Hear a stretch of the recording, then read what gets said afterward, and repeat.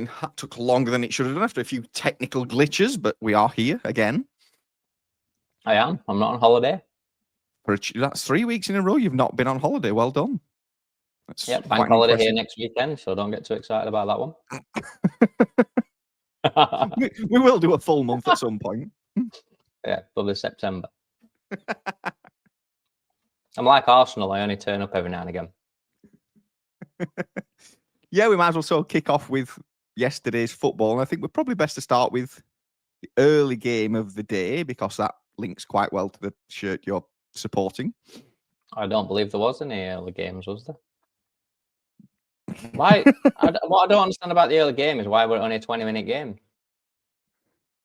It wasn't. You just decided to turn up for 20 of the minutes of the 90. All right. Because for 70 minutes, nothing else seemed to happen according to Man United.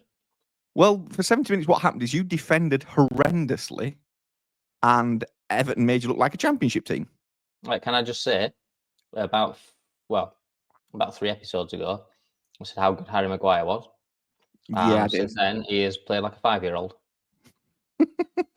He's possibly gone from being the best defender we've had for 8 or 9 weeks to the worst defender in the league. I mean, yesterday, when he was running back, was he running in slow motion? Was it particularly sludgy on the bit he was running on? He's literally the least mobile player I think I've ever seen. I mean, I've seen 90-year-olds that can move faster than him. What was going on? Body and his legs don't seem to move sort of coherently. Why does he not hit the ball when they score the second goal? Why does he stand under it like it's, a shooting star that he's watching go through the night sky? I mean, what is going on with him? It was just, I don't know. It was the epitome of a horrendous defence to show from him. I mean, he wasn't alone, let's just say. I watched Xerxes make 3 5-yard passes, all 2 yard wide of the player he was passing it to. Yeah, and then eventually you decided that 60 minutes in, 60, 70 minutes in, it was almost a Ten Hag performance because it was, right, we're going to lose this unless we do something. So let's just panic and suddenly we look half decent. And for the last 20 minutes, Everton barely got a kick other than getting a penalty. So what you're saying is your new tactic is panic. Yeah, panic. Press the red button. Yeah, the big red button, and they just whack that, and it's like a power play. And we suddenly turn up and can suddenly start playing. I mean, Xerxes and Højlund, I don't know if they could score again this season between them. No, they are woefully bad. I mean, I would be surprised if they can make more than 10 passes between each other during the rest of the season. Never mind scoring goals. I mean, Harry Maguire was bad, but Xerxes and Højlund. I mean, Højlund runs around a lot. Doesn't seem to understand why he's running anywhere. He presses when everyone else drops off. He drops off when everyone presses. He presses the guy who hasn't got the ball. And Xerxes, in the week, I likened him, and this is going to sound a bit crazy, but let me explain it first. I likened him to Berbatov in the fact that he's got fantastic feet. His touch is really good. His control is really good. But he doesn't seem to go anywhere. Berbatov, when he come to Manchester United, was playing a really good side. But it was almost like a 5-a-side footballer. The pitch was just too big for him. I mean, I've said before, Xerxes is too big for himself, but the pitch is now too big for Xerxes. It's all gone a bit wrong for him. Proportions are all out. So he's totally lost. His touch is absolutely fantastic. Hang on, can we just stop a minute? So he's too big for himself, but he's too small for the pitch. Yeah, no, the pitch is too big for him. That's the same thing. He's too big for himself. He's about 4 inches taller than he can possibly need to be, but the pitch is about 18 foot too wide for him. So he needs to play. He needs to be about 5'11" and play 5-a-side. I figured it out for him. But he's 6'6" and playing 11-a-side. So with 16'9" and playing 11-a-side football, and he's totally out of his depth playing football. Maybe and at least Berbatov could score. Yeah, but I'm not saying he was as good as Berbatov, but he's got that sort of style of play. Really languid, fantastic touch. Can't finish like Berbatov or score like Berbatov, but he's that style. It's sort of, he just walks around the pitch, but he doesn't have the sort of the qualities of Berbatov. But it's that style of player. Totally what we don't need right now. And then we've got Hoyland, who's like a 15-year-old who's just signed his first contract at a professional football club, just running around like a fucking lunatic. And it's just, yeah. I mean, Bruno was about the only player that brought any quality to the game. I still like Ugarte. I think he does a job. It was a tough game for him. He'd got Casemiro alongside him, who's looking a little leggy, and he seemed a little bit like he was doing it all himself. Diego Dallo is one of the worst footballers I've seen in a long time. Yeah, he's horrendous. And Harry Maguire was a shocker. It was just, yeah. For 70 minutes, I didn't know even know what to do. I didn't know where to look. It was, yeah. I was getting pelters on the phone from everybody. And then we managed to get a draw. Yeah. It's like I didn't see the game live because I made the decision instead to watch Barnsley, who were also a dinner time kickoff. But I mean, I'm beginning to think I'd rather watch Barnsley at the minute. No, that was bad. I mean, we scored, we won. It was a penalty. Should have had a second penalty, but the linesman decided that punching the ball was okay. Not quite sure how. It looked like a basketball bounce, is the best way I can describe it to you. And it's on the linesman's side, corner of the box, quite close to him, and they've all just played on. And all our players just stood there like, he's got to blow the whistle. He's surely going to give a penalty at some point. And they didn't. They all just played on, and it was like, okay, that's... It's like League One, and I mean, they're just allowed to do what they want, aren't they? It's just free for all in League One. But then probably speaking still of allowed to go up and throw-ins. Everton were given a late penalty in your game. They were. Which I think looks soft, I won't lie.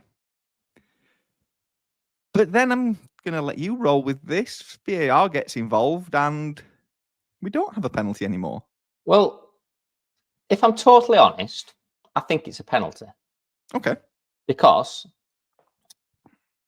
and I'll come back to my point in a minute, but De Ligt's got hold of his shirt from the back, which I've got a point about that to make, and Maguire's got hold of his hip area. Now, Ashley Young goes down like he's had 2 hand grenades go off in his pockets. I don't know why you go down like that. I'm surprised he didn't break his own neck where he went down. So I almost feel like you shouldn't get a penalty just for the way he's gone down. But De Ligt shouldn't have hold of his shirt. I hate this. Every time the ball's in the box, somebody's got hold of somebody's shirt. And Maguire's just lazy. Why has he got hold of his hip? I mean, he's a 38-year-old man. What's he holding onto his hip for? It's lazy defending by both of them. So I almost feel like it's a penalty in a way. If they give the penalty, I don't think you can argue against it. And if they don't give the penalty, yeah, all right. Ashley Young's just gone down like a total knobsack, hasn't he? I mean, he's an absolute idiot. But there's 2 problems. One, when VAR get involved, they don't show the referee the reverse angle where De Ligt pulls his shirt. They only show him the front angle where Maguire's involved. They don't show the other side. They show it right at the start, and then they don't show it again. So the referee doesn't, when they're sort of reviewing it to go back to the referee and say you need to go to the screen, it shows it you. But they don't show the referee that angle. And then the guy says to him that you need to consider the contact from Harry Maguire and whether it's sufficient for Ashley Young to go down. Now, that's somebody else refereeing the game. That's not what VAR's for. So he's basically, I mean, how can the referee turn around then and say it's still a penalty? He can't, can he? He's been put in a position where he's got to go with the 2 people upstairs that are telling him basically, you've gave a penalty and we're telling you it's not a sufficient enough contact to go down. Is that a clear and obvious error to give that penalty? No. Nowhere near. How can that be clear and obvious? Because somebody's got hold of his shirt and he's got his hands, like we said before, both of them have got the hands where they shouldn't be. Mm-hmm. It's the way VAR word it. It's discussed. The way he says it to him, you need to consider where the area of contact and whether it's sufficient for Ashley Young to go down. And I'm like, no, that's not what VAR is. He should be there to say, what have you seen, ref? All right, I've seen Maguire grab hold of Ashley Young and pull him down. Well, that is what's happened. Yeah. And what my opinion of that as the VAR guy is fucking irrelevant. I'm not there to referee the game. I need to tell you if there's something you've missed. And he hasn't missed anything. He's given it for the reasons he thinks has happened. Yeah, I mean, I'm slightly the other way. I'm not 100% certain it's a penalty, but because he's given it, it is. Yeah, it's got to be 100%. Yeah, Once he's it's not given one it's of them penalty. when you Like look at it and go, the referee has got this fundamentally wrong. It's no, and 100%. my opinion is it's probably not a penalty, but that's just an opinion. The referee's exactly. opinion And is I look at it and think, to be fair, I was that pissed off with Man United's defenders. They deserve to give a penalty away. It's just lazy defending. Neither of them should. I mean, it's not like it's Lionel Messi getting away from him. It's fucking Ashley Young. He's nearly 40. These two young lads can't keep up with him. He only moved 4 yards. But yeah, Ashley Young goes down like a sack of shit and deserves to. I mean, he should have been sent off, Ashley Young, anyway. I don't even know why he on pitch. There was a yellow card where he cleaned the guy out. I thought he'd been booked, and then he got booked. So obviously he didn't get booked. But you can't. I mean, you're going to go down like that. You deserve not to get it, but you can't overrule that. No, you can't. Overrule that is totally against what VAR is there for. There's another one that we'll come back to in a later game as well, where they've overruled a referee that I want to see what you think on. But one that I think VAR does get right yesterday. So if we move on to the Arsenal game at the Emirates, Arsenal again. I've only seen the highlights. The toothless, as we said, because they've got no attackers. Rice defends horribly against Bowen. If you watch the build up to the West Ham goal, he runs alongside him for a while, never gets close to picking him up, never gets close to being in the right position to block across, and just lets Bowen run in and score. Which is Man U. That was the problem for Man U with the Everton goal. Where nobody seemed to follow the running. It's Beto. No, it's not. It's Decore who scores a second. Decore scores as well. Yeah. Nobody follows him in because he comes from sort of midfield, and nobody goes with him. He's a midfielder. One of your midfielders should be dropping in with him. I mean, Harry Maguire should clear it, and it's the same there. He's sort of half done his job, hasn't he? He's kind of. Well, Rice for me hasn't done anything. He's just run alongside a player. I mean, that's not part of your job in any way. You've either got to get to a point where you can man mark him, or you've got to get into a position where you're between the ball and the man so you can stop a cross. And he's done neither. He's just kind of made it look as though he's running back, but really done nothing. But then I suppose the big talking point in that game is the red card. So this one, I don't understand how VAR's got involved, because I don't get how the referees made the decision he's made in the first place. Because this one is a fundamental, clear and obvious error. How have you said that's a yellow card in the first place? Yeah, I don't. Yeah, I didn't realise he had until you just said that, but it does, because he walks back on and says no yellow. It's a red, doesn't it? Yeah. I don't know, because the one previous, when he got sent off, they were a long way from goal, which they are still a long way from goal, but the goalkeeper's only 5 yards away from the ball. So if he gets away from him, it's an empty net, isn't it? Yeah. You know what I mean? It's like, that can't be much more than a clear and obvious goal scoring chance, can it? Because you've got a fucking empty. I mean, I'm not saying he scored it, but you've got an empty net to aim at. The referee's not doing himself any justice by booking him there, is he? No, because that is there's no other defender covering, because Gabriel's not getting across from the other side of the pitch. The goalkeeper's on the halfway line as near as damn it, and he's got the ball under control alone. All them three factors surely should say to the referee, I've got to send him off. I mean, it's not a great tackle anyway, is it? Even if there's no, it's a poor tackle. It's just stupid. Again, it's a lazy tackle. Another Arsenal player costing himself, his team, the game by basically being stupid. You know, yeah, the Arsenal fans have moaned all season about the red cards, but every one of them is just an Arsenal fan being either petty or lazy. Declan Rice getting sent off is just, don't do it. There's no need to do it. Don't do it. And then these tackles that they keep making, why are they going to ground and doing that? He's gone to ground for one of two reasons. One, he's lost his head, or two, he knows he's going to score. Well, if he knows he's going to score, it's a red card, isn't it? So he's got to go. Yeah, I mean, he's dwelled on the ball. He's then got caught because of the good press, and then he's just lunged and flung at him out of desperation. I think at that point, there's no thought process of to what the tackle needs to be. It's just, I've got to stop him because my goalkeeper stood next to me, which is a bit of an issue. My goalkeeper's further up the pitch than I am.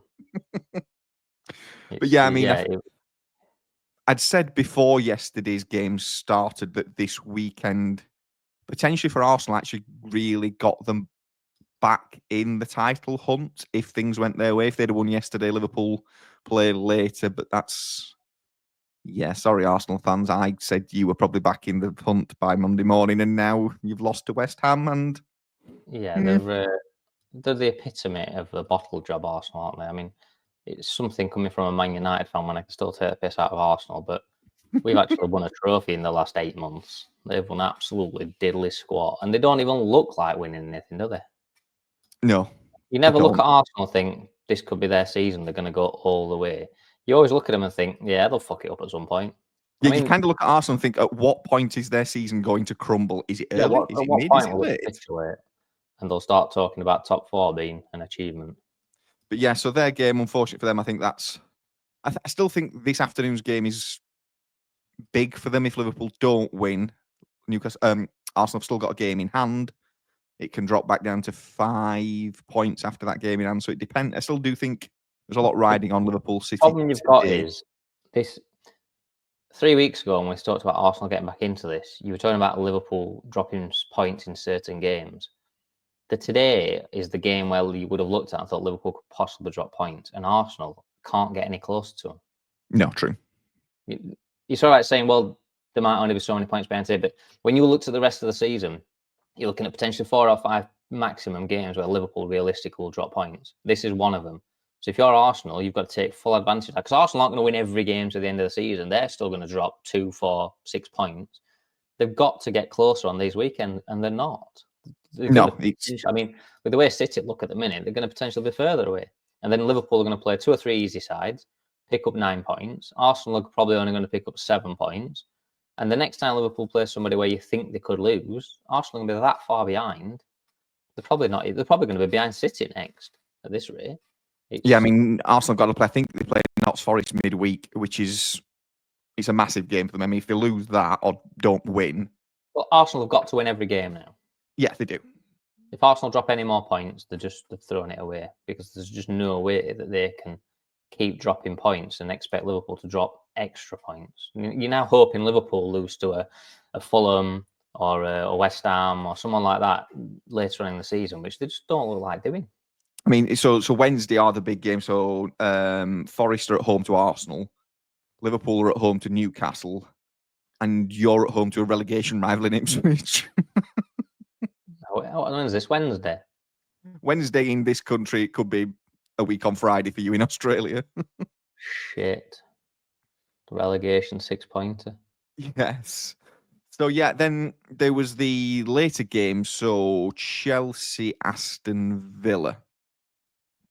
Now, this one had an interesting moment in it, which kind of highlights, again, the inconsistencies in refereeing. I'll come back to the goals in a minute. So, Cucurella pulls, I can't remember, one of the Villa players badly in the middle of the box. Much worse than the Ashley Young one, considerably worse. That referee doesn't give a penalty. Isn't overruled, so I get the consistency there, but we've got 2 similar incidents, one much worse than the other. One's given on field, one isn't. VAR overrules one, doesn't overrule the other, so it all just looks a mess. We know what they're going to say, don't you? No, I don't. Got to the right decision at the end. So they always keep but they saying. Didn't, because the Aston Villa one is definitely a penalty. Well, they didn't then. They're using. We've said this all along. They're using VAR the wrong way. If they use the VAR, I mean, if anyone listened to me once in a while, we'd have everything sorted. Oh God! Could shut this podcast down. I mean, if they use VAR the way I'm telling them to, then both decisions would have been made penalties correctly, because you'd have advised the referee when he needed advice. But then Chelsea go 1-0 up. Villa get back into it with another assist from Rashford, who's making you eat your words so far, Aston Villa. Hey, listen, I do genuinely hope he does well, because he's English, and England can't win a tournament for Toffee. We need as many good players as we can get. So let's hope he does do well. I just don't think he will. You know, Sancho. And then Jorgensen decides that being a goalkeeper isn't really for him anymore, and he's just going to let the ball go through him. Who is he, by the way? Don't know. Just that wasn't their goalkeeper last time I watched Chelsea, and now this guy's in. And I he's feel like they've had 3 this season, but I could be wrong. Well, I don't know. Well, I mean, the Brighton goalkeeper was their goalkeeper last time I watched them, who's no longer seems to be on the pitch or the bench. Yeah. And now this guy's here. I don't know where they bought him from. I mean, they did buy 3 goalkeepers in one summer, didn't they? I think so, yeah, and I'm guessing he was one of them. Because they got 2 on the bench, I think, again yesterday. What is this? Why do people keep putting 2 goalkeepers on the bench? No idea. You're not You telling barely me, need one. harking back to last week, but you're not telling me they can't find an academy player that's going to be more used to him than a third goalkeeper? Technically, the third goalkeeper is of no use at all because the only thing he can do is come on to replace the second goalkeeper once you've replaced the first goalkeeper, which never happens. Pretty much, yeah. I mean, 99%, more than 99% of Premier League games start and finish with the same goalkeeper. Yeah, I mean, it's one thing even United have not resorted to. I mean, you change your back 4 a lot during a game, but even you've not resorted to changing your goalkeeper in the middle of a game yet. We had 2 on the bench, and so did Everton. Do you not have enough players? Are you literally How can we sure? not? Surely Manchester United have got 1,000 players. I mean, they've got an under-18s and an under-21s and a full first team. That's at least 40 players. You're not telling me we couldn't come up with an extra lad to sit on the bench in case we needed a striker or a midfielder. So we decided to resort to putting a goalkeeper on there. I mean, Altay Binder, the second goalkeeper, is injured. So we've got a reserve, and there's, I don't know, window cleaner as a goalkeeper. Well, I mean, it's not like he's even ever played for United before. So what was the point in being on the bench? What were they going to do? I mean, I'm not being funny, but if Onana had got injured and the reserve goalkeeper had got injured, you'd have been better off throwing Aaron Maguire in there than some guy that no one's ever heard of, wouldn't you? I mean, I don't get this 2 goalkeepers on bench. It just totally baffles me every time. I kind of these days we're baffled more and more by things that happen in football than we actually understand it these days. Honestly, I watch football these days and I just sit there. I don't even get angry anymore. I'm just confused. Confused old man. Yeah, it's just, yeah. It's because I've stopped drinking during football. Obviously, when you drink, you don't really watch it, do you? You're more interested in having your beer. But then, so Bournemouth Wolves was quite a drab affair, but there was again a foul that's given us a yellow card that becomes a red card for Zabarni. Some guy that's well, it's not a red card. His foot rolls over the ball. I mean, the epitome of getting the ball first is the fact that he only goes higher him because the ball's under his foot. But by the letter of the law, is it a red card? Because I get that he's clipped the ball, but he's then followed through and hit him high shin. My opinion of following through is you go through the ball and then get the man. His foot's on top of the ball. Where else can his foot go? Oh, yeah. He's got the ball and his foot's on top of the ball. He can't move his foot anywhere else. The ball is under his foot. So to me, I mean, I've not heard the audio on this. Restricted by the fact that what else could he do? I'm not sure what VAR have said to the referee, but again, they've told him he's wrong. Something to do with bananas and. But surely that conversation should have been: he's won the ball first, his foot's bounced off, and he's made contact. Stick with your yellow, but instead they've gone. No, you're clearly and obviously wrong because that's what we're, the rule. If he wins the ball, and then his foot comes up and he goes and he gets him knee high after that, fine. But his foot's on the ball. I mean, my thing to the other guy would have been, you should have got there first. You got there second. You got injured. Tough. I mean, he didn't get injured, did he? We're fine, but no, he stood up. I'm not sure what the other guy can do, having got to the ball first. If he doesn't get to the ball first, fine. If if the other player's got the ball and he goes off the ball and he gets him, it's a different story. But the guy gets the ball first. The other guy gets there late, and it's just a circumstance of the type of tackle it was.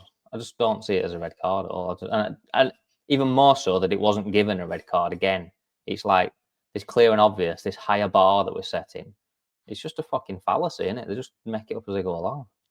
Yeah, because I don't even think they know what the bar is anymore. I don't think they understand what clear and obvious is, which, as we've said previously, is pretty clear and pretty obvious what those two words mean.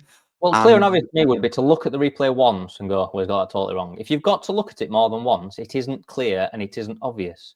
The fucking words are quite there. They're there, aren't they? It's clear and it's obvious.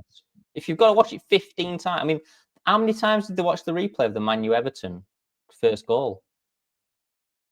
I mean, It took them 3.5 minutes to review. That they were trying to figure out if the middle attacker had flicked the ball. I was sat and I said in here, it's not clear and obvious if you've got to watch it this many fucking times, is it? Just, it's a goal. Watch the replay once. If nothing stands out to you, it wasn't clear, it wasn't fucking obvious. Play on. And I don't want it to be a goal, but even I'm sat there, just fucking play on. It's a goal. It's 100% a goal. I don't need fancy lines, 16 cameras and 2 people in here. I can tell you it's a goal. Then Ipswich Spurs. I mean, Ipswich started really well in that game. They probably could have had 3 goals in the first 10 minutes. Like I say, I like Ipswich. I mean, I'm probably going to regret saying this on Wednesday because we're probably going to get absolutely trounced, aren't we? But I do like Ipswich. I like the way they play. I think as a team that's come up, they play the right type of football. They're not sit defensive. They're not arrogant and we only play out from the back. They're happy to go long. They're happy to pump it in the channels. They're happy to put crosses in the box. And they play some decent football when they can. I hope they stay up, just not at the expense of Man United. But then they got utterly dismantled after that. Yeah. Started really well. What have they got? I mean, they're 85, 90% championship players, aren't they? Probably not even championship players. There's some League One players in there. And I think looking at it, Wolves winning yesterday, obviously at Bournemouth. Yeah, to make a bold statement, which will come back to bite me in the arse. I'm pretty certain of it because they always do. The relegation fight is over. Over. I do tend to. I think Wolves winning yesterday was absolutely huge because there's now a 5-point gap. They couldn't have got much luckier, could they? Wolves. It were like they played an informed Bournemouth, got knocked down to 10 men, and still could have dropped points because Bournemouth still played really well. But yeah, I think it's all over, isn't it? And with Ipswich losing and you getting a point, you're now 13 points clear of the drop. So you should be on. Are you saying we're safe? I'm saying you should be safe now, yes. Can I have a staying up party tonight? Yes. You can celebrate the fact that you've survived. Everton fans singing "You're going down, you're going down" yesterday, having been in relegation zone fucking 6 weeks ago, is quite fucking disheartening. And spent the majority of the last 4 seasons in the relegation zone. Telling us that we're going down. And we're like, fucking hell, this is bad. This has gone really bad, hasn't it? And then, I mean, the Fulham Palace game was pretty dull, except for one thing. Yeah. Arsenal need a striker, as we've quite rightly pointed out. Mateta is playing at Crystal Palace. Probably wouldn't cost the earth, and got to be better than what they've got. I was going to bring this up, but it wasn't Mateta I was going to bring up. Who was the guy I thought of? Mitoma at Brighton? No, but it is the old Ferguson, who left Brighton, has gone to West Ham. Young striker, scored a fair few goals. Just anyone like that. Why haven't Arsenal gone and got one of them?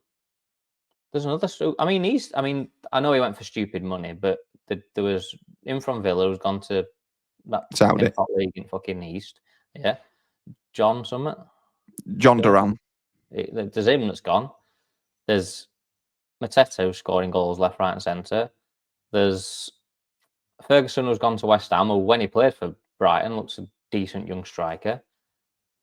They just don't. Could have even taken a punt on somebody like Mbeumo from Brentford. I was going to say, look at Mbeumo at Brentford. I mean, I think he's a class player. Him, absolutely class. He can come to Man United any day he wants. I think he's top class. He won't. But you'll ruin him. Yeah, but we like to do that. But you just got to go and get one of them, haven't you? Yeah. In January. I know January is not the time to buy people, but if you want to win the league and you're serious about winning it, there's 5-6 strikers in the Premier League that can prove they can score goals. Go and buy one. The thing is for Arsenal, it's not saying January is not the right time to buy. It is when you don't have any players. It definitely just go and get one on loan. Right, pay 5-6 million to get him on loan. If it wins your Premier League, it's nothing, is it? Yeah. You know, they pay stupid money to. I mean, they've got Sterling now. How much they're paying him? 300 odd grand a week. 200 it's grand more than a fiver. It's too much. Like, we've got just set to Sterling. Sorry, we've shredded your contract because you're absolutely shite, and we're going to go and buy a striker. Sue us if you want. Yeah. Yeah, there's the epitome of. It's like they're the problem child all the time, aren't they? It's easier to moan about what they've not got than actually go out and fix the problem. Then the last 2 games both were hammerings, trouncings, destruction jobs, whatever you want to call them. Brighton put 4 past Southampton, Brentford put 4 past Leicester, which I think... I mean, to be fair, Brighton and Brentford are two of the best-run clubs in the league, as far as I'm concerned. Brighton certainly are, and they have been for a long period of time now. I think I really like Brent. I like Brentford. I like the manager. I like the fact that they've lost a number of good players. They're still a good side, and same with Brighton. But they're the two clubs that are set up to work, no matter who the manager is and no matter who the players are. They bring in the same type of players every time they replace them. They bring in the same type of manager every time a manager leaves. They bring in the same staff up and down the... I mean, how many staff have Brighton lost? I know Brentford have had a couple poached, but Brighton have lost everybody, haven't they, from when Potter left? Just replaced them, seamlessly replaced them with the people that do the same job. They work their way from the top down, and the players are almost the least important bit. So got everything else figured out. And they bring players in. If they lose a left winger, they've already got somebody in mind. They know what they're bringing in. It don't cost the earth. And it comes into the same system, and it seamlessly works. They don't go out and spend 80 million on some absolute cart horse that can't kick a football straight. True. There's a lot to be learned, I think, for certain clubs in the Premier League. One of them in the northwest that play in red. Liverpool. I've got a problem. You have many of them, but what's this one? Well, players that can't pass a ball more than 5 yards, and when they pass it, can't seem to pass it in front of the player they're passing it to and to the foot that he plays football with. Why do players always pass it to the left foot of a right footer behind him? You're asking for a lot here. I mean, these are only professionals. These are only paid professionals. I watched a number of games yesterday, and it started off with Man United, and I'm not going to lie, because we did it 1,000 times. You're breaking forward, and instead of playing the ball in front of even coming out from the back, you play a pass square to the defender who's left-footed, and you play it behind him to his right foot. So he's then got to take a touch, turn, get it on his left foot. Well, everyone's back in position back then, and it happened so many times watching football yesterday. You obviously play together every day. You should know which foot you need to pass it to and play it in front of your man so that you can progress forward. So many teams having to turn back and go back into defence because the professional football is not going to kick 1 foot, but that's all they can do. I think it's an unfortunate symptom or byproduct of this modern way of we keep the ball moving and passing. So they've become lazy, and it's basically, as long as I've passed it to the next player, I've done my job. Doesn't matter whereabouts, as long as it's gone to him, I've done my bit, so we're moving the ball. Screaming at the TV, it's like they're trying to get forward, and he needs 3 touches to get the ball to where it should have been passed to him. Yeah. And it's like, you're professional. I mean, we got taught this as 10-year-olds. Play the ball in front of the player and play it to the favoured foot if you can. And we're talking about passes here that aren't even long distance. Not going, from left wing to right wing. We're going 5 yards, 4 yards to a player who's not marked. And he has to have 3 touches to put the ball in the right spot because it's. And they're playing on pitches that are like tabletops. We played on ploughed fields. I mean, so many times United broke forward yesterday, and you're watching the pass and you think it's behind him. It's to his left side when you know he's right-footed. So, yes, footballers should be able to play with both feet, but there's no excuse for not just putting it where it was needed to be put in the first place. And it's like, fuck, how bad are these people? If it was coaching them, or how poor are they at football? They just can't seem to function without somebody following them around a pitch telling them what to do. No, because we seem to have negated the basics these days in favour of these fancy tactics and fancy build-up from the back and having a football quarterback or the other nonsense terms that we now come out with, the half press and playing on this. And it's just like, learn to kick a football first.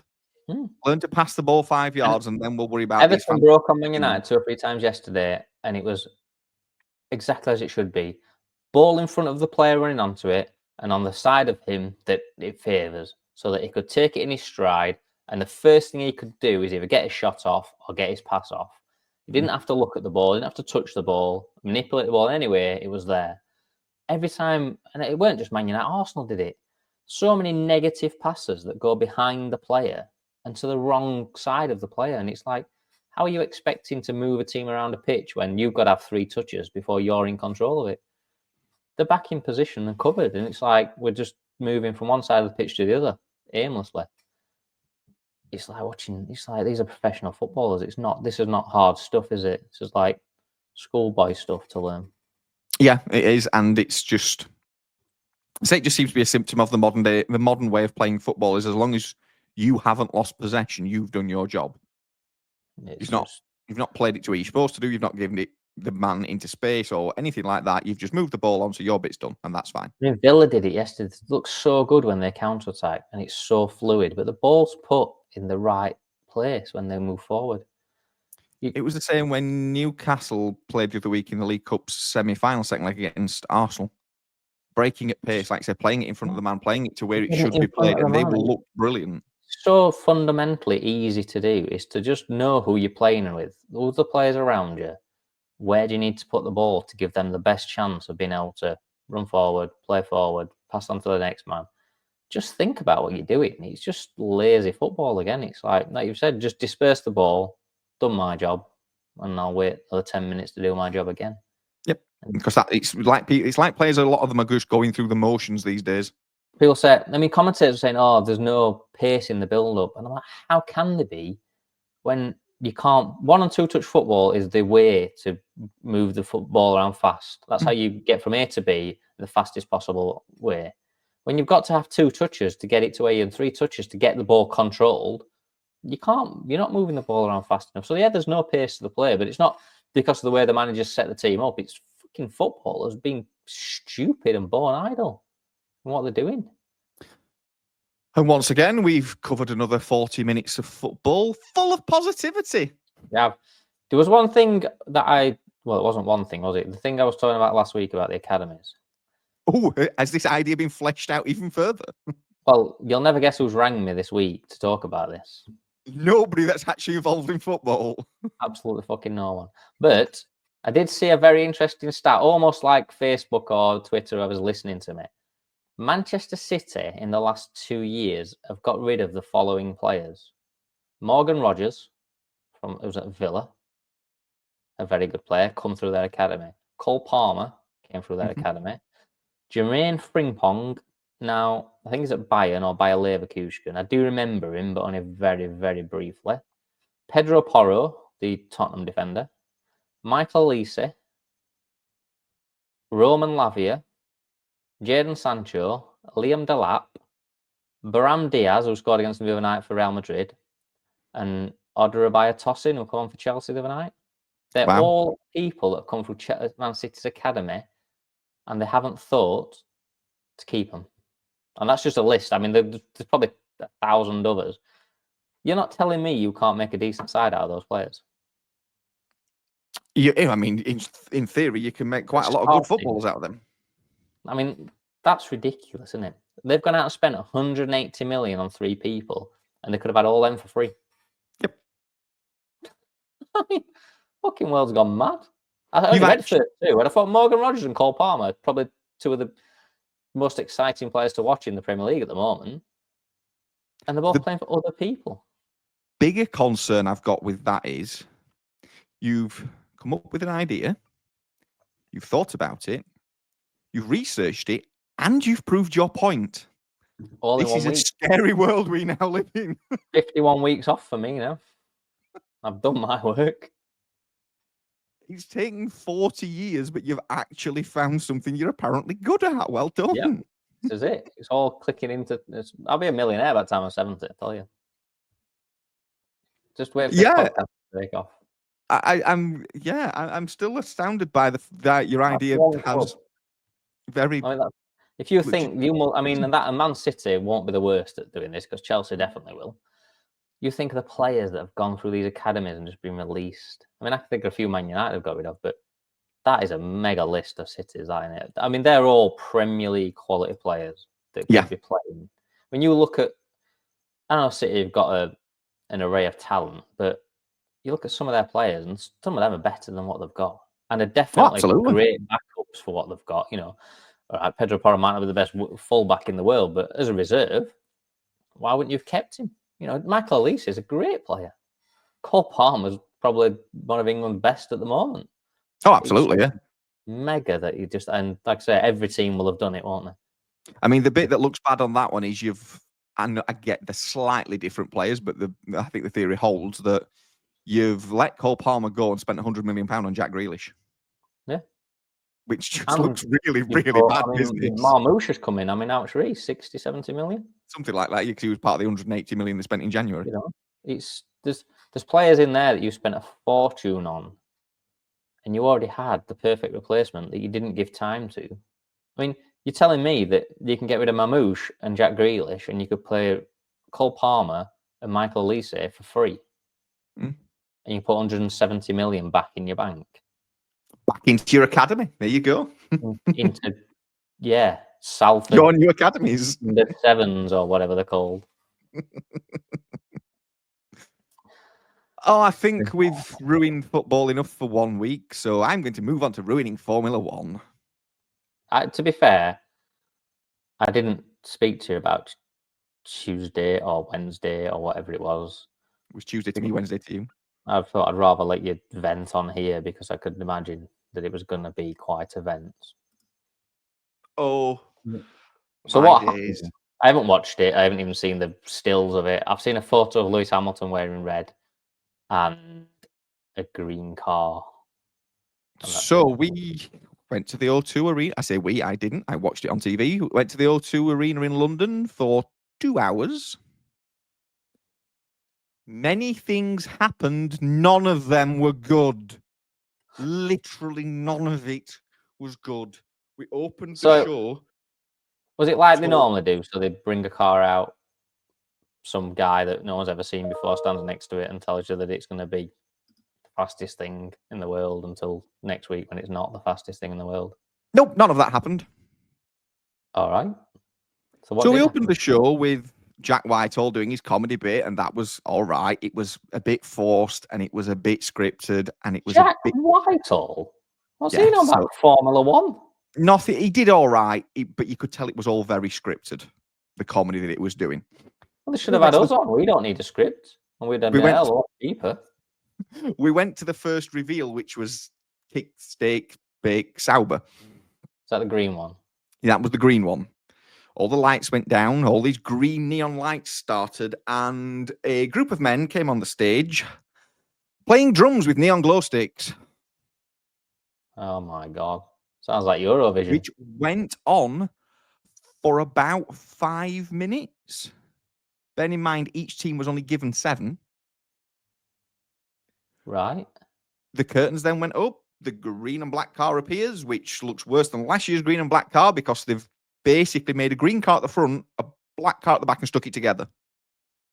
Never thought about how it flows and makes a design. They've just literally gone, that bit's green, that bit's black, weld it. Maybe they've realised that the front bit that's green will always be in bits, so it's just better to just make it in 2 different parts. Alpine had a DJ set that lasted 6 minutes. Don't know who the guy was. Just stood there by himself, dancing to his own music on the stage in front of his decks, and then a car appeared behind him. Just literally. And this went on for 2 hours. Red Bull did a TV advert for everything to do with Red Bull. So was the guys on the push bikes, and there was other bits and lorries. Literally, they wheeled the car out so far. It probably got 10 meters down the, well, not even that, 5 meters down the stage, and they wheeled it back in. Right. I saw Christian Horner speak because he got booed.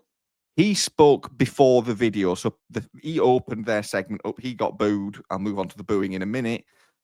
They then played this VT, and they came out, some dancers behind them, and they all went back. Literally, for 2 hours. I can't even say that this is an American fight, because Americans usually go very over the top, but it's usually quite well thought of, in a sense. They're usually very over dramatic, but it's usually quite good content. You know, I don't know where this has come from, because this is obviously horrendous content, and unless so me sat watching it, and a few others that I know that I discussed F1 with sat watching it, said it was terrible. We hated everything about it. The F1 media, and I'm convinced they've all been paid to say they like it, because every one of them was amazing. It was brilliant. It was this, the vibe. It was crap. Yeah, but were they there? Is that? Yes. Of course they're going to say. Otherwise, they're not going to get invited next year, are they? It was just crap. They'll have got a free ticket, a free corporate ticket, probably a free hotel, a free meal, a free piss up. They'll have had a right night on it, won't they?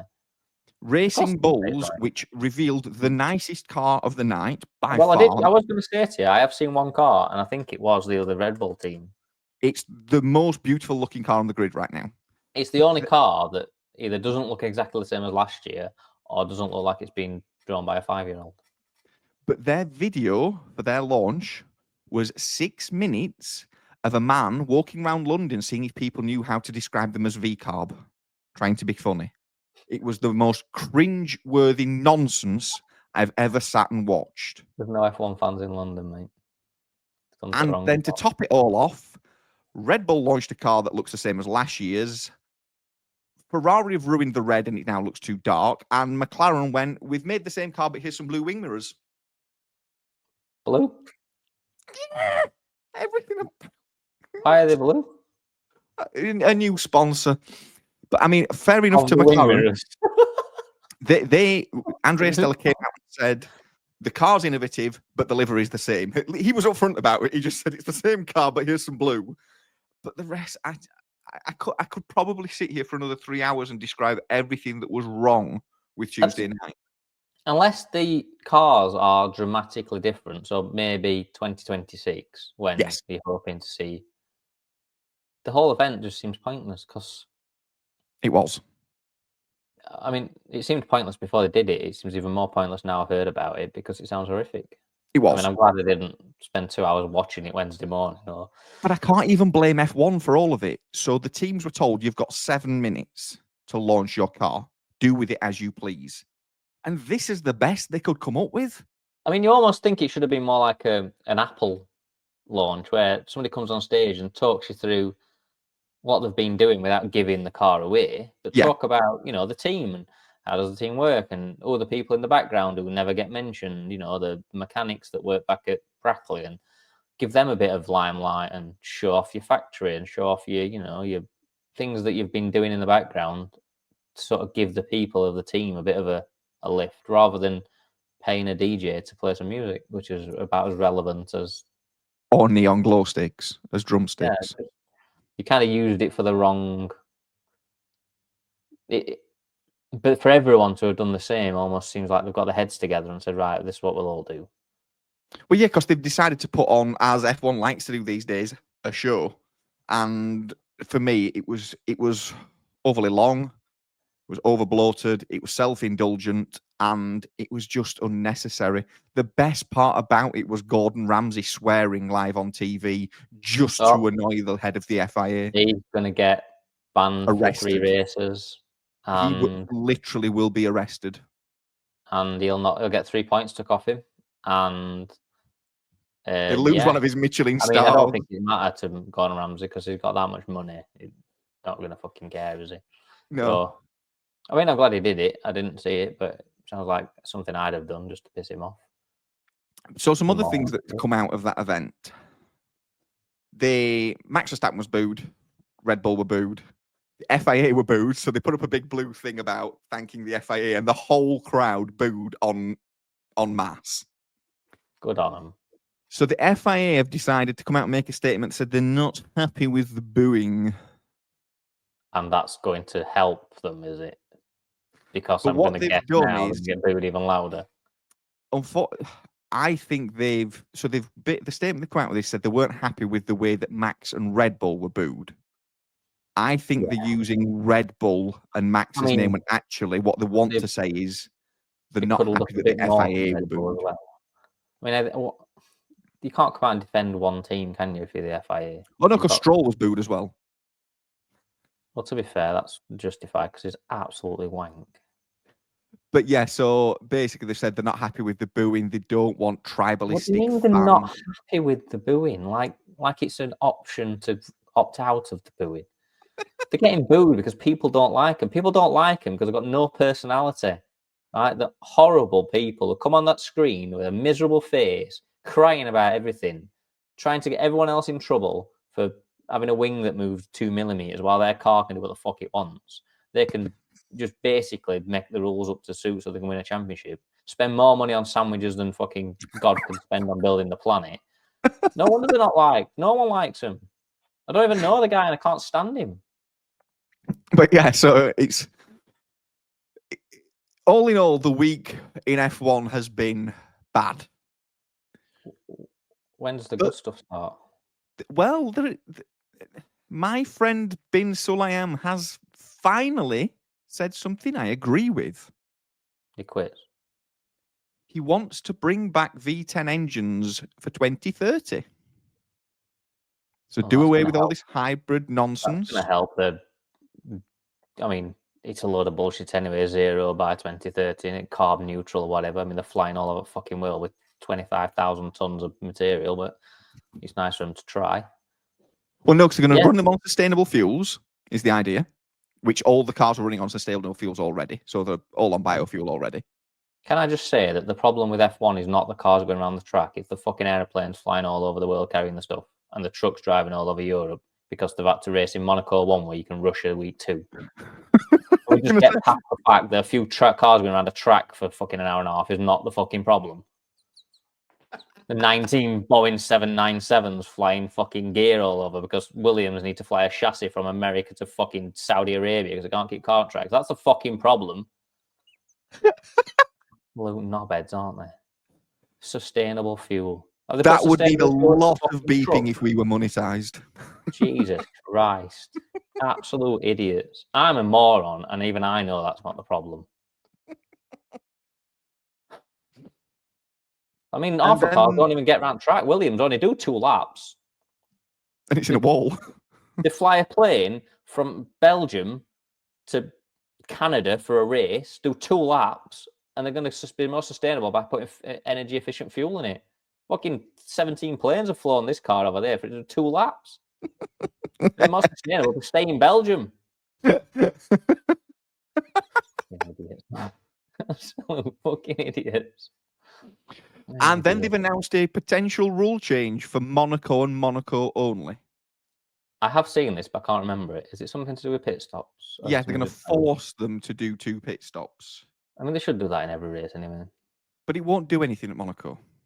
No, it won't. Did they not realise that the pits and they follow them out of pits? Engineers of Formula One are all very intelligent. They all know the ideal lap to pit to make a 2-stop strategy. So guess what? They'll all pit on the same lap.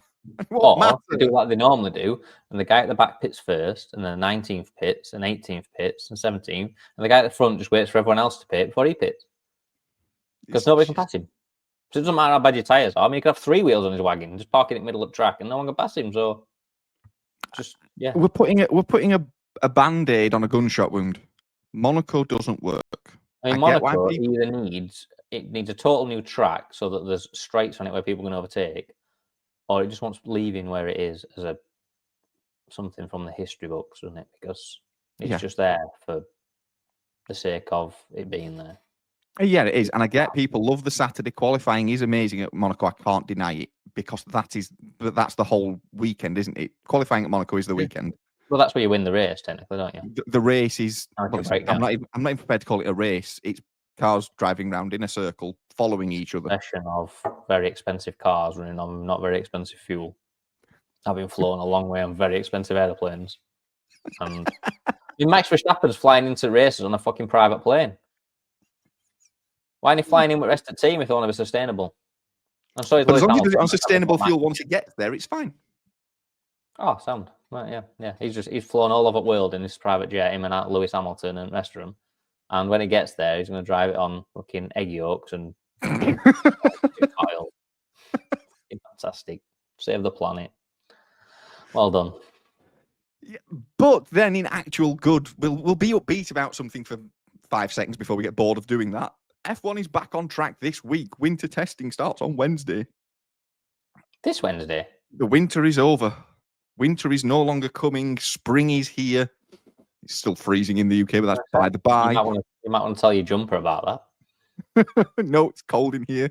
Yes, so Wednesday morning, 7 a.m., I believe, is the it's a good time for me. Yeah, because 7 a.m. UK time is... I don't know what time it is. Before midnight, my time. Yeah, if we add 3 o'clock, 4 o'clock, something like that. Yeah. Yeah, 3 o'clock in the afternoon. So I'll be able to watch it. It will, and it'll run. I think it runs usually. There's usually about 6 hours of track action, I think, per day. So you'll get right up to 10 o'clock at night. Oh, pass me time on, won't it? And all the predictions that we've made about who's going to win the season can unravel in the first hour when Hamilton's in a hedge and Max is quickest by 4 seconds. Probably, yeah. But it depends on whether he's got his egg yolk fueling or not. But yeah, well, then everybody will get really excited by the times, and then we'll all go, well, actually, no, 'cause it's usually irrelevant because testing is a bit irrelevant. It's just fun because I'm a nerd. I am looking forward to cars being back on track. I've watched a bit of V8 Supercars this weekend. It's sort of whet my appetite for the racing again. Formula One was in a good place at the end of the season. The people who run the sport are absolutely stupid, but the people driving in the sport, it was class. Yeah. If we get 10 months of a repeat of the last 6 months, we're in for best season ever. Yeah, we're in for the best season ever for us then to change the whole sport all over again, start 2026 and ruin it. Brilliant. Yeah. It's kind of, you wish they were just leaving it alone now. But would this have happened if they were leaving it alone? Would a team starting to develop future things? And that's no, because they couldn't start while January. They couldn't start developing 2026's car while this year. So no, the convergence would have happened. We would have had a close sport, which is why, to me, regulation changes should be every 6 to 8 years instead of 4. Well, maybe they'd be better just not bringing them in so far in advance. I don't know if you can do that. Can you do that? No, but what too far future planned? What they would be better doing and would help with their sustainability is leave the gap longer between a set of regulations. So it would cost less because we'd be building less parts because the car would be the same. So what's the purpose of the regulation change that's coming up? Is it to... They like to change. So literally, it's the whole new aero package, isn't it? Where we'll have movable aero. It's to make racing better, apparently, to follow more closely.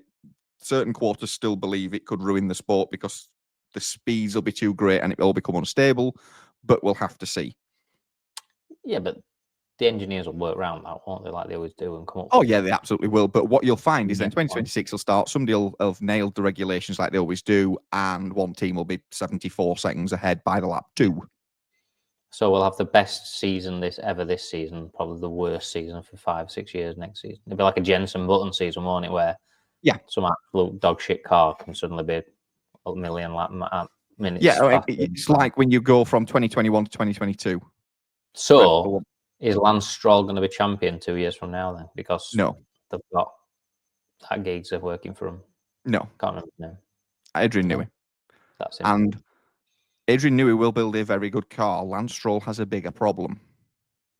He's got no talent. He's crap. Regardless of what car he's given, he's crap. Maybe what they should do is do like they used to do on Top Gear and put the Stig in Lance Stroll's clothes and then put Lance Stroll back in at the end. Because while Alonso's there, Stroll isn't going to win. Alonso, yeah. Even if they don't build the car for Alonso, Alonso is just fundamentally a better driver than Lance Stroll has ever been or ever will be. That is very true, yeah. I mean, on the current grid now, there's probably not many worse drivers. I mean, it must be bad to be as bad as him and still get booed. I mean, normally when you're bad, people take pity on you, don't they? He's actually shit and getting abused for being shit. I mean... Yeah, because people are now bored of him being on the grid. Don't you? You know, you normally give people boo Ronaldo because they're further Messi. People boo Messi because they boo Ronaldo. People, hate City because they keep winning. They don't like Lance Stroll, and he's absolutely crap. But that he's literally getting the hate now for basically you're on the grid because your dad's bought you a Formula One team, and people are bored of it. It's better than socks and deodorant.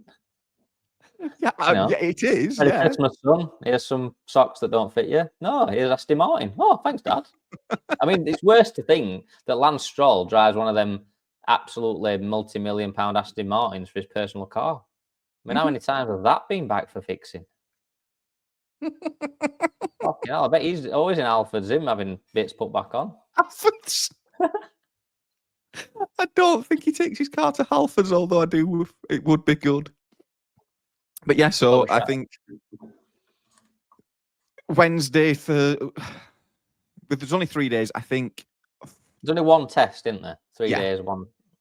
Next year will be different because they're doing a lot more testing with it. They're brand new cars, but there's 3 days. Not unfortunate. I think it's better this year that we're not starting the racing in Bahrain, so we won't have a clear picture of what's going to happen. So we've got to think the last 3 years, the fastest time setting testing is done in the night conditions, what qualifying will be in, and you kind of get a rough idea of who's going to do what in qualifying. Whereas this year, we're going to fly it all out to Australia.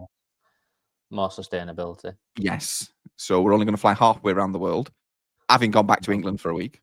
And then fly back to that race later in the season because that's the best way of doing it. Yep.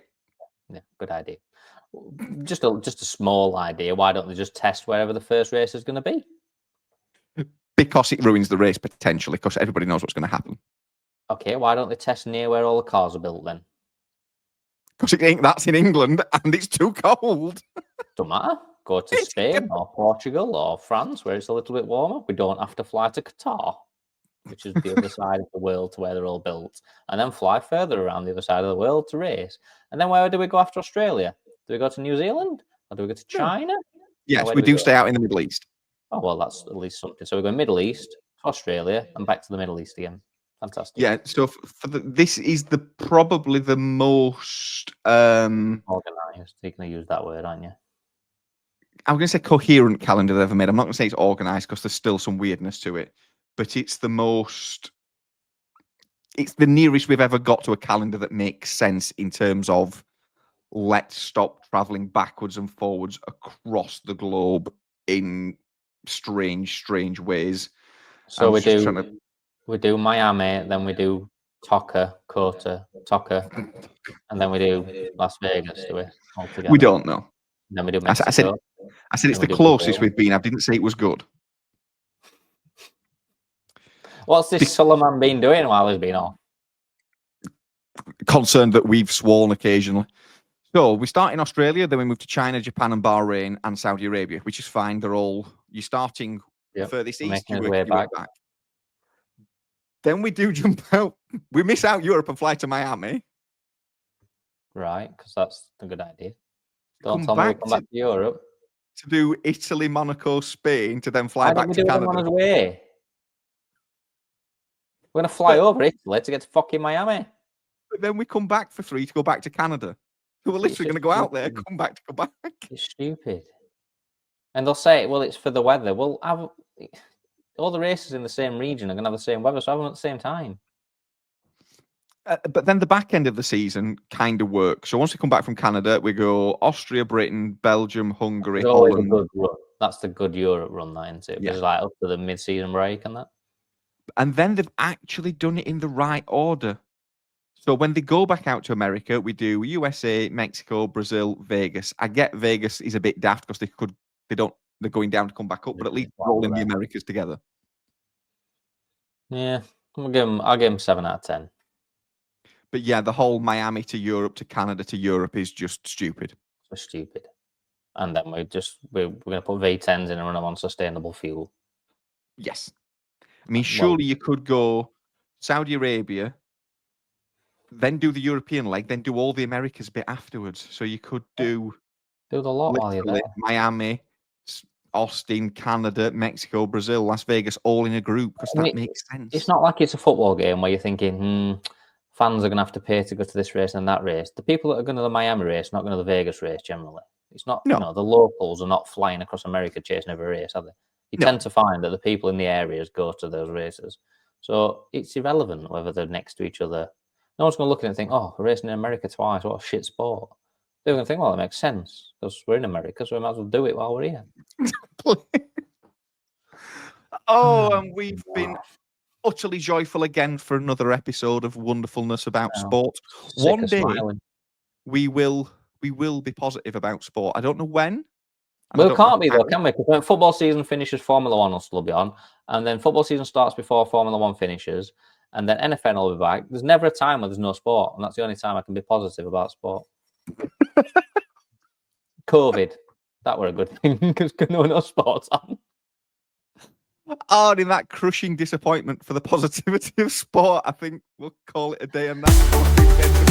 So we shall.